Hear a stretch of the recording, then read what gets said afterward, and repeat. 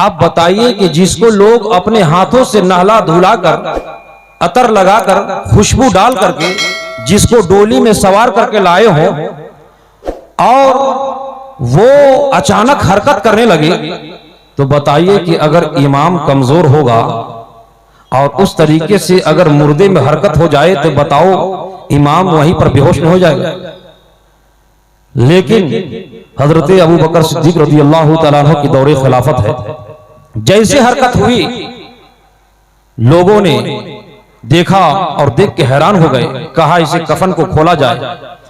कफन को खोल के लोग देखते हैं, क्या देखते हैं कि एक अजदहा उसके गर्दन से लिपट कर पेशानी पे डंक मार रहा। ये भयानक मंजर देख के लोगों के होश बाख्ता हो गए, हैरान हो गए।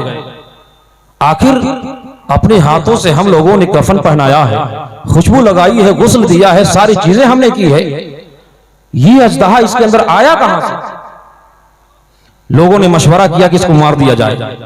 और जैसे ही डंटे का इंतजाम करके मारने के लिए लोग बढ़े तो सांप ने बजुबाने हाल कहा, ऐ लोगों मुझे क्यों मारना चाहते हो?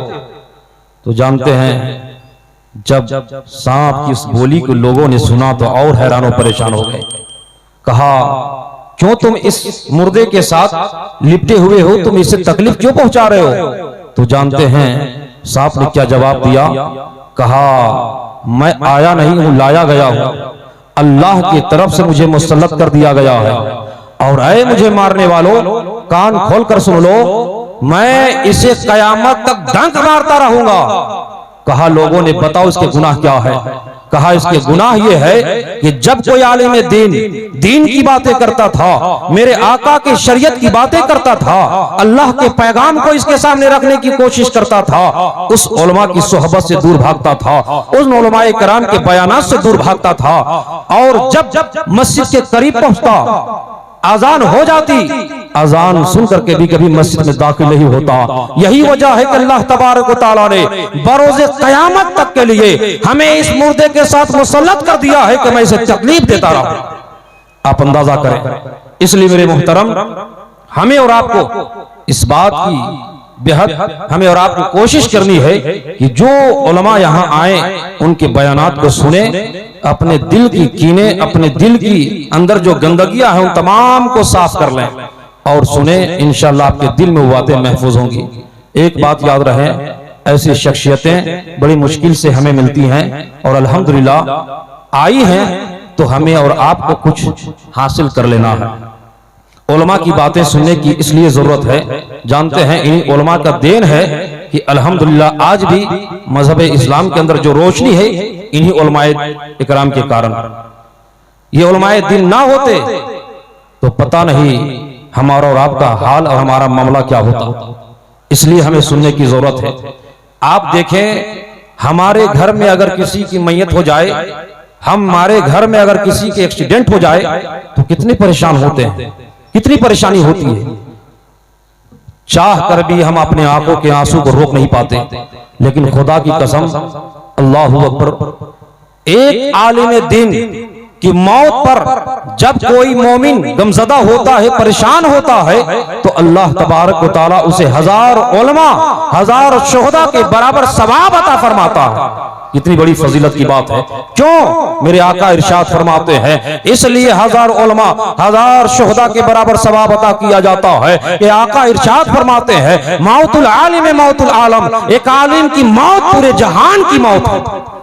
ये आलिम दीन की पावर है। इसलिए उलमा के बयानात को हमें बड़ी मजबूती के साथ सुनना है, अपने अंदर की कमियों की इस्लाह करना है। और जानते हैं मेरे आका इरशाद फरमाते हैं कि जब लोग उलमा से नफरत करेंगे, दूर भागेंगे, तो 3 आजमाइशों में मुब्तला कर दिए जाएंगे। कितने? 3 आजमाइशों में मुब्तला कर दिए जाएंगे। जब लोग इन उलमाए किराम से, इन फुक़हाए किराम से दूर भागने लगेंगे तो उन्हें 3 आजमाइशों में मुब्तला कर दिया जाएगा। कौन कौन? पहला ये कि उसके रिस्क से बरकतें उठा ली जाएगी। दूसरा ये कि उस पर जालिम हुक्मरां को मुसल्लत कर दिया जाएगा। और तीसरा ये कि मरते वक्त उसे कलमा नसीब नहीं होगा। ये कितनी बड़ी बात है। इसलिए उलमा से हमें करीब होने की जरूरत है। आज हम कमाते हैं मगर हमारी रोजी रोटी में बरकतें नहीं है। आज हम मर रहे हैं मगर हमारी जबान पे कलमा जारी नहीं होता है। आप सोचे आज के इस दौर में जो हुकूमत हमारे सरों पर बैठी है, आप देख लिए हुक्मरां कैसा है। ये सारे नतीजे किसके हैं? हमारे और आपके करतूत की बुनियाद पर है। मेरे मोहतरम, अब भी हमें पलट जाना है। अब भी हमें दीन की रोशनी अपने अंदर इस कदर महफूज कर लेना है कि इस दीन की रोशनी से हमारे तारीख दिल रोशन हो जाए। इसलिए कोशिश करें, इस महफिल में हमारे जितने भी अजीज मेहमान बाहर से आए हुए हैं, उन तमाम से गुजारिश है कि इस पंडाल के करीब आ जाएं और इसके अंदर दाखिल हो जाएं, अपनी अपनी जगह ले लें। क्यों? इसलिए कि बहुत जल्द उधर से हमारे आए हुए खुतबा उलमाए किराम बड़ी तेजी के साथ वहां से आ रहे हैं। इंशाअल्लाह बड़ी तेजी के साथ इस मजलिस को उनके हवाले कर दिया जाएगा, ये माइक उनके हवाले कर दिया जाएगा। एक आखिरी बात, एक आलिम दीन की शख्सियत और उसकी अजमत, उसकी रिफत, उसके मकाम व मर्तबा क्या होता है, आप इससे अंदाजा करें। एक बादशाह बड़ा जालिम था, बड़ा जालिम था, बड़ा अय्याश था, ढोल बजाता था और बड़ा अय्याशी करता था। एक मर्तबा एक आलिम दीन की उसी बादशाह के हुकूमत जो उसके सल्तनत थी वहां से करीब गुजर हुआ। जब वो आलिम दीन गुजरे तो क्या देखते हैं कि गाने बजाने के साजो सामान वहां मौजूद है। इनसे रहा नहीं गया, इन्होंने उस गाने बजाने के तमाम साजो सामान को तोड़ दिए, तमाम ढोलकों को फाड़ दिए।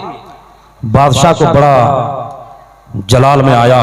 बादशाह ने कहा कि एक बादशाह के सामने, एक बादशाह के साजो सामान को तोड़ने और फोड़ने की ये जुर्रत एक आलिम दीन के अंदर।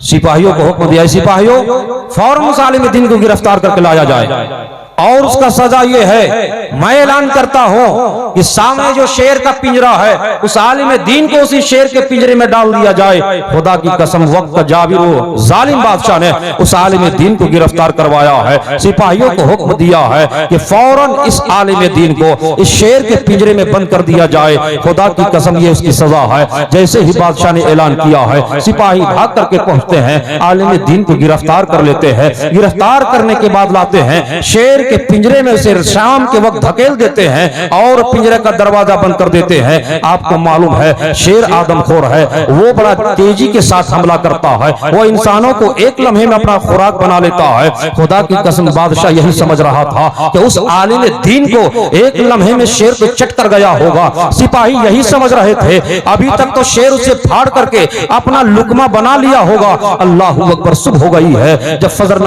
नमूदार हुआ है। अल्लाह अकबर, अल्लाह अकबर। बादशाह ने हुक्म दिया, सिपाहियों जरा जायजा तो ले लो शेर के पिंजरे का, देखो तो जरा उस आलिम दीन का क्या मामला है। अब तक तो शेर उसे चट कर गया होगा। जैसे ही सिपाहियों को भेजा है, सिपाही भागते हुए सिपाही पहुंचते हैं, शेर के पिंजरे के करीब पहुंचते हैं और जैसे ही अंदर नजर पड़ती है, नजर पड़ना था, आंखें फटी की फटी रह जाती है। अल्लाह अकबर, देख करके उनकी आंखें खुली की खुली रह जाती है।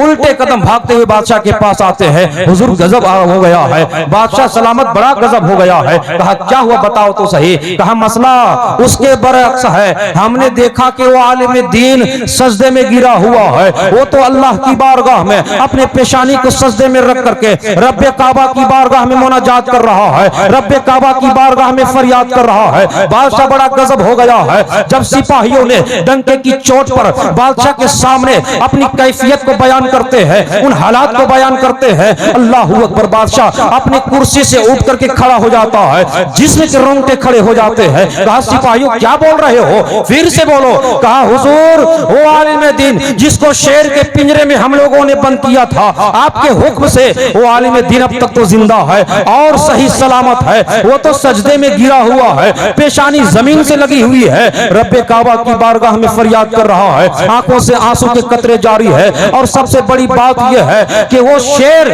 जो पिंजरे में बंद है, वो शेर उस आलिम दीन के पैताने बैठ करके उस आलिम दीन के तलवे को चाट रहा है। खुदा की कसम इतना कहना था, बादशाह ने हुक्म दिया सिपाहियों फौरन जाओ, शेर के पिंजरे को खोल लिया जाए, फौरन उस आलिम दीन को पिंजरे से बाहर निकाला जाए। फौरन हुक्म दिया गया है, सिपाही जाते हैं, आलिम दीन को बाहर निकाल कर ले आते हैं। लाना था, अल्लाह अकबर। वो बादशाह पूछता है, ऐ आलिम दीन बता जरा, आखिर तुझे खौफ नहीं था शेर का? अरे शेर तो आदमखोर है, एक लम्हे में इंसान का शिकार कर लेता है, एक लम्हे में अपना खुराक बना लेता है। बताओ आखिर तुझे डर इस बात की नहीं थी कि तू रात भर सजदे में गिरा रहा, रब की इबादत करता रहा, रुकू पे रुकू करता रहा, सजदे पे सजदे करता रहा, रब की बारगाह में मुनाजात करता रहा? क्या तुझे डर नहीं था? क्या तुझे खौफ नहीं था? जानते उस आलिम दीन ने मचल कर जवाब दिया था, ऐ जालिम बादशाह कान खोलकर सुन ले, अरे डरने की बात करता है, मौत की बात करता है। जब मैं नमाज पढ़ रहा था, पेशानी सजदे में थी, खुदा की कसम यही सोच रहा था जब शेर मेरे तलवे को चाट रहा था, ऐ परवरदिगार,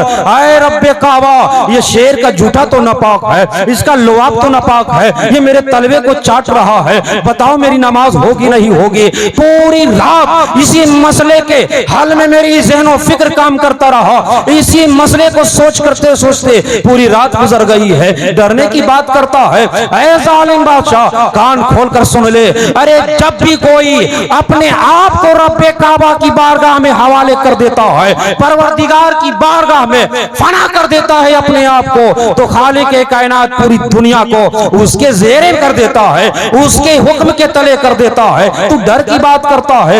इतना सुनना था, बादशाह ने तौबा कर लिया। ऐ आलिम दीन, आज तेरे हाथों में हाथ रख के तौबा करते हैं, हम जो गुनाहों के रास्ते में चले गए थे, हम जो गुनाहों में मचल रहे थे, हम जो गुनाहों के दलदल में फंसे हुए थे, खुदा की कसम वक्त का वो जालिम जाबिर बादशाह पलट आया है। किसकी वजह से? एक आलिम दीन की वजह से। उसी आलिम दीन ने उस वक्त के जालिम बादशाह को अल्लाह की राह की तरफ माइल कर दिया।